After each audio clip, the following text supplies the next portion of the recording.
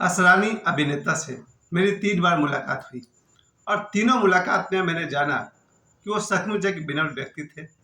उनकी विनम्रता, मैं ये भी कह सकता हूँ कि जब मैं पहली बार उनसे मिला था मुंबई में जुहू बीच पर, सुबह-सुबह वो योगा करते थे, समुद्र किनारे जुहू बीच, उनका घर भी वहीं पर था। तो मैं सुबह उस रात में गया था, इस्कॉन में जन्माष्टमी मनाया जा रहा था। तो उस रात में इस्कॉन में जन्माष्टमी मनाते समय रात 12 बजे तक मैं वहीं था। बड़े-बड़े लोगों के कार्यक्रम देखा। अनूप जलोटा के पिताजी आए हुए थे, पुरुषोत्तम दास जलोटा जी, जिन्हें देखकर तो मैं पहचान ही नहीं पाया। बाद में मुझे पता चला कि पुरुषोत्तम दास जलोटा जी से आचार्य रजनीश ने यानी ओशो ने संगीत सीखा था। ये बहुत ही अजीब बात है कि अनूप जलोटा के पिताजी पुरुषोत्तम दास जलोटा जी से मुझे मिलने का सौभाग्य मिला। बाद में मुझे पता चला कि ओशो भी पुरुषोत्तम दास जलोटा जी से साहित्य संगीत सीखे थे। फिर 12 बजे रात तक कुछ कार्यक्रम मैंने स्कूल में देखा, जुहू के पास हरे रामा हरे कृष्णा जो मंदिर है। और फिर वहां से मैं समुद्र किनारे आ गया और समुद्र किनारे में सो रहा था। और एक अनुभव में बात आई है कि रात को मैं वहीं बालू पर ही सो गया। तो जब नींद खुलती थी 1 घंटे बाद तो देखते समुद्र का जो लेवल है और नजदीक आ गया। फिर मैं उठ करके थोड़ा पीछे गया और फिर नींद लग गई और 1 घंटे बाद देखते हैं पानी वहां भी पहुंच गया। यानी रात भर समुद्र का जो टाइड बढ़ता है तो बढ़ते बढ़ते मुझे लगभग किनारे तक पहुंचा दिया, यानी जहाँ पर लोग रहते हैं। तो सुबह मेरी नींद खुली उस समय तक, तो देखा बहुत सारे लोग दौड़ रहे हैं, जॉगिंग कर रहे हैं। वहीं मैंने राकेश रोशन साहब को भी देखा, लेकिन नींद खुलते ही जो मेरी पहली नजर पड़ी वो असरानी साहब पर पड़ी। असरानी साहब एक बालू पर, वही रेत बालू, तो बालू ही बालू है वहां पर, रेत पर बैठ करके वो लोम विलोम और क्या क्या योगा कर रहे थे। उस समय की बात है, 1995-96 की बात है। आज से जब तो रामदेव बाबा तो अब सिखा रहे सबको योगा, 1995-96 के आसपास की बात है कि मैंने असरानी जी को उस समय योगा करते देखा। और जब वो योगा करते हैं तो किसी से बात नहीं करते हैं, हालांकि आंख उनकी खुली भी थी, कभी कभी बंद भी थी। मैंने सुबह सुबह असरानी जी को नमस्ते किया, उन्होंने कोई जवाब नहीं दिया। बाद में मैं समझ गया योगा में लीन है, अभी बात नहीं करनी। खैर, दूसरी मुलाकात मेरे भी बचपन के दोस्त है अनिल शर्मा। उनका एक दोस्त है कौशन मोहम्मद सिद्दीकी साहब। अब वो सिद्दीकी साहब भी दुनिया में नहीं रहे। कौशन मोहम्मद सिद्दीकी साहब असरानी जी के सेक्रेटरी थे, अकाउंटेंट कहिए, सेक्रेटरी तो नहीं कहेंगे, अकाउंटेंट कहेंगे। तो असरानी जी के अकाउंटेंट थे। तो कौशन मोहम्मद सिद्दीकी साहब की शादी के रिसेप्शन में बॉलीवुड के बहुत सारे लोगों को बुलाया गया था। वहाँ ये दूसरा मौका था आसानी से मेरा मिलना हुआ और बहुत बढ़िया से हुआ, क्योंकि इस बार हम लोग कौशन मोहम्मद सिद्दीकी साहब के शादी के रिसेप्शन में गए थे और बहुत सारे लोग भोजन कर रहे थे। तो वहाँ मैंने देखा, पहले तो साउथ वाले जो एक्टर है हरीश, जो आधा कानून, प्रेम कैदी, गद्दार, कुली नंबर 1 इन सब में है। तो हरीश जी भी आए हुए थे, जिनसे जान पहचान से हरीश शर्मा ने करवाई थी। तो हरीश जी से मेरी मुलाकात हुई, नमस्ते हुआ। क्योंकि मैं हरीश जी के साथ 4-5 दिन उनके घर पर रहकर राइटिंग का काम कर चुका हूँ। ये भी मेरा सौभाग्य है कि साउथ के बड़े स्टार, सुपरस्टार तो नहीं भी कहेंगे, तो हरीश जी ने बहुत सारी फिल्म की है। अंधा कानून, कुली नंबर 1, आंटी नंबर 1, तिरंगा।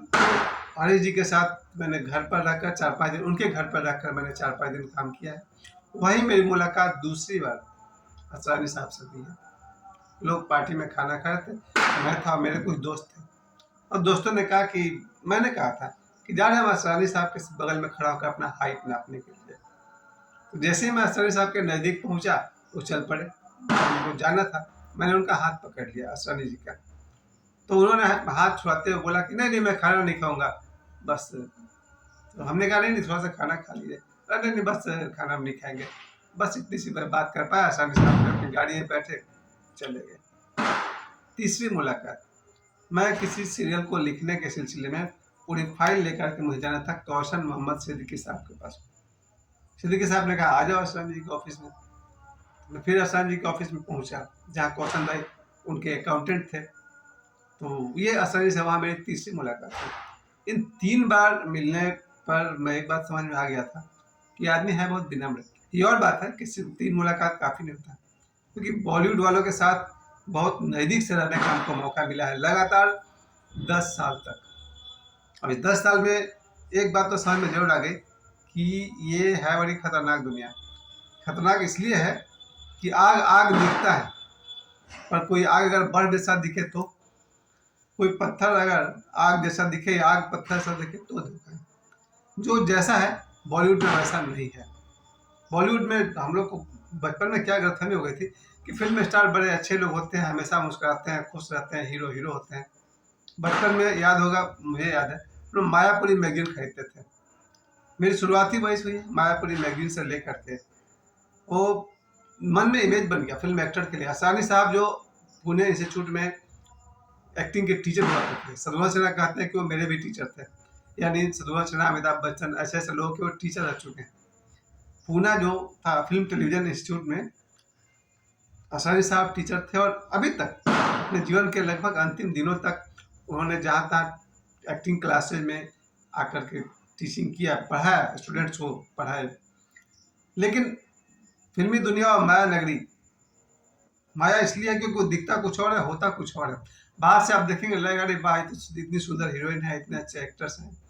आज मुझे याद आता है कि मेरा जो बचपन से जो मेरा चलना था, बॉलीवुड के अंदर में बिल्कुल एक बात तो अच्छी है कि वो लोग क्रिएटिव पीपल हैं, क्रिएटिव हैं, कुछ ना कुछ लिखते हैं, पढ़ते हैं। समाज को उनकी भी ज़रूरत है, समाज को क्या ईश्वर को ज़रूरत है एक्टर्स की। लेकिन मैंने एक बात जब तो देखा कि अब मेरे में हिम्मत नहीं है कि हम बॉलीवुड में 2 दिन रह सकें। क्योंकि मेरी जो शुरुआत है, अब जो बॉलीवुड को लगभग मैं छोड़ चुका हूँ। छोड़ना इसलिए भी नहीं कि मैं असफल हूँ, बल्कि इसलिए भी कि 2-3 बातें हैं, अब मेरे से मैच नहीं कर रहा। शुरुआत जब मैंने किया था, तो चंपक, नंदन ये सब मैं कार्टून, कॉमिक्स किताबें पढ़ता था अपने सिलेबस के अलावा। नंदन, चंपक, जेम्स बॉन्ड क्या-क्या पढ़ते रहते थे। वो कॉमिक्स पढ़ने से दिमाग में कोई सपना नहीं बना। फिर आया मायापुरी। मैंने मायापुरी पढ़ना शुरू किया, उसमें की फ़िल्मी करियाँ, मायापुरी, माधुरी, कौन-कौन सा फ़िल्मी पत्रिका खूब-खूब पढ़े हैं। आर-पार, जी करके एक मैगज़ीन था। उससे दिमाग में बन गया बॉलीवुड जाना है, एक्टर बनना है। उसके बाद बॉलीवुड गए, वहाँ के लोगों के साथ, असरानी साहब के साथ मेरी ये 3 मुलाकातें हुई हैं। और भी बड़े-बड़े दिग्गज, के.एन. सिंह जो राज कपूर साहब से भी सीनियर थे, उनके घर पर जाके मिलने का सौभाग्य मिला। बड़े-बड़े एक्टर्स से मेरी मुलाकात, सुधीर साहब शायद आप लोग पहचानते भी हों। इस तरह से बॉलीवुड के लोगों के साथ मैं रहा, लेकिन अब मेरे को ऐसा गड़बड़ हो गई कि मायापुरी से चल कर के मैं कहाँ पहुँच गया मैं।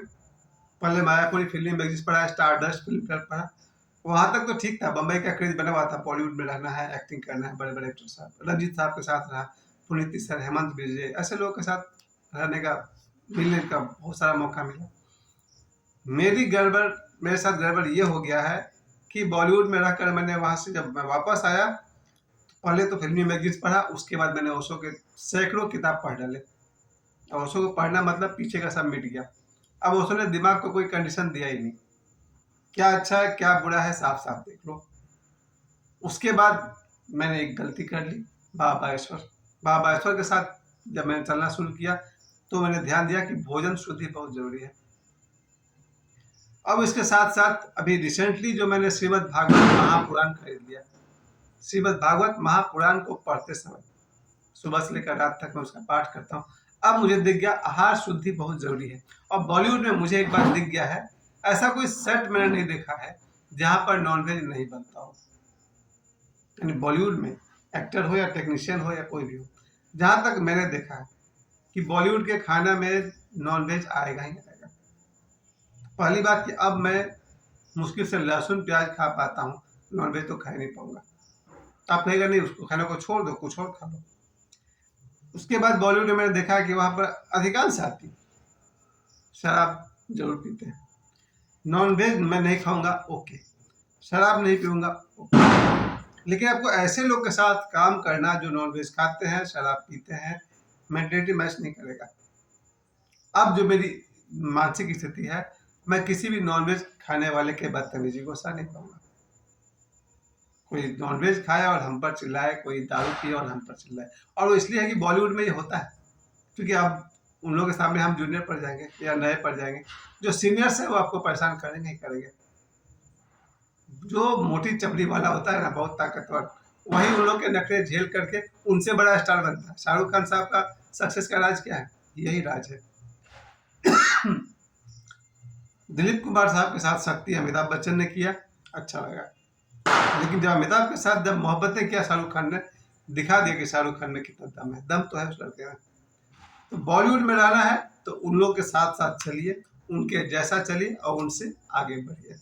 खैर असरानी साहब, आप दिवाली के दिन में आप इस दुनिया को छोड़ गए, कहीं मैं देख रहा था यूट्यूब पर कि मात्र 20 लोग पहुंचे थे आपके अंतर यात्रा में। पता नहीं बात में सच्चाई है नहीं है, लेकिन ये बात तो हो भी सकता है कि दिवाली के दिन सभी को अपने अपने घर पूजा पाठ करनी होती है। ऐसे में आपने दुनिया छोड़ दी। आपका एक नाम था गोवर्धन असरानी भी था। आज गोवर्धन पूजा भी है। गोवर्धन पूजा पर सभी को हार्दिक शुभकामनाएं देता हूँ और असरानी साहब की आत्मा को श्रद्धांजलि देता हूँ, जिनसे मुझे 3 बार मिलने का सौभाग्य प्राप्त हुआ।